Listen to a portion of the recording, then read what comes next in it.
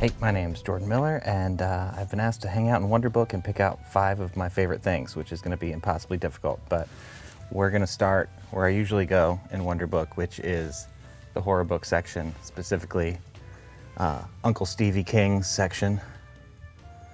And we're going to pick this one, 4 Past Midnight. Now, I like this one because it's like one of the lesser loved Stephen King books, and people don't talk about this one as much.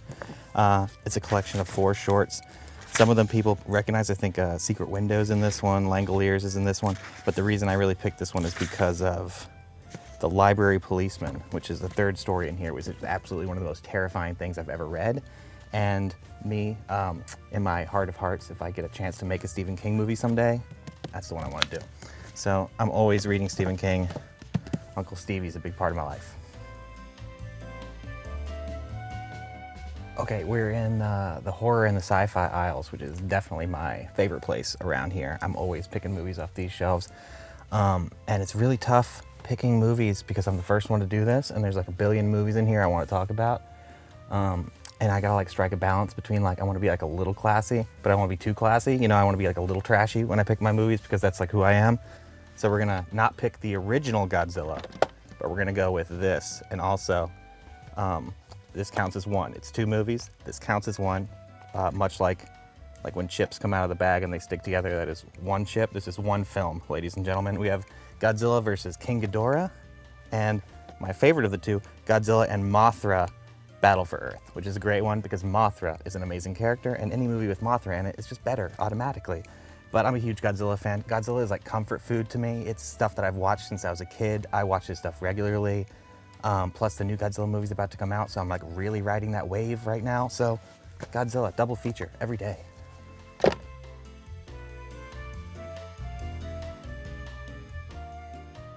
This is a TV show called Primal. This is something I've discovered recently, and I've absolutely fallen in love with this show. It's some phenomenal storytelling.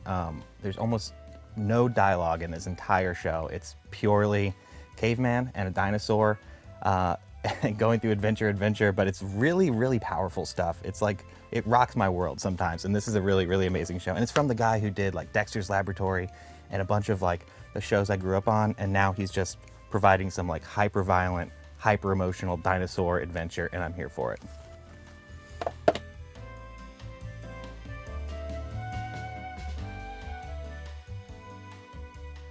Okay, we're back in the horror aisle again. Horror movies are my absolute favorite thing. I'm gonna pick one of my all-time favorite horror movies and all-time favorite movies ever made, ever on this planet. The Texas Chainsaw Massacre, 1974, Tobe Hooper, absolute perfection. The cinematographer is a man named Daniel Pearl, who absolutely blew me away with his work on this movie. It's still one of my favorite shot films ever.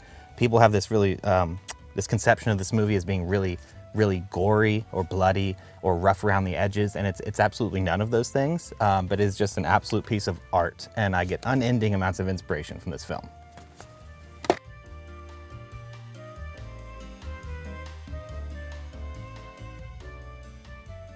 Okay, we're somehow on my 5th movie. This was really hard and slightly torturous, but this has been fun. We're gonna end on a classy note, pick something from the Criterion Collection. We're doing Wes Anderson, Royal Tenenbaums, absolutely beautiful movie. It took a lot for me to not pick John Carpenter's The Thing for my last movie, but I decided to go with this instead.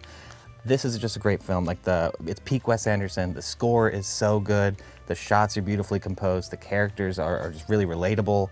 I had a band in my old studio named Gypsy Cab Studios, which is based on a little joke from this movie. So it's just something I can watch over and over and not really get tired of.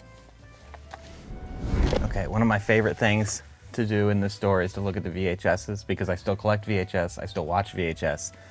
And the beauty of VHS is you can find crazy stuff that you've never ever heard of. Just like this little number, which I am most certainly taking home with me. We've just found a movie that I've never heard of from Wizard Video called Robot Holocaust. No idea what this is, never heard of it in my life. It's a beautiful thing. I'm gonna take it home and watch it tonight, and we're gonna find out what's going on. This has been super fun. This is why I love Wonderbook, first of all, because of the randomness. But this has been really cool picking out my 5 things today. As stressful as it was, I love nothing more than talking about movies and walking around these halls, so this has been really cool. I'm Jordan Miller. I'm a filmmaker. You can look out for me this year at a lot of film festivals. I'll have a movie that I wrote and directed called The Only Ones that's going to be coming out. That's a thriller, horror drama. I've also been cinematographer on a Western called Was Once a Hero that'll be coming out, as well as a horror film I did the sound for called Wind and Bone. All that stuff is going to be coming out this year. You can also check me out on the Camp Nightmare podcast. We're gearing up for our 6th season now. And also go listen to Black Velvet Fairies online, which is a audio drama podcast I did with the producers of the Blair Witch Project.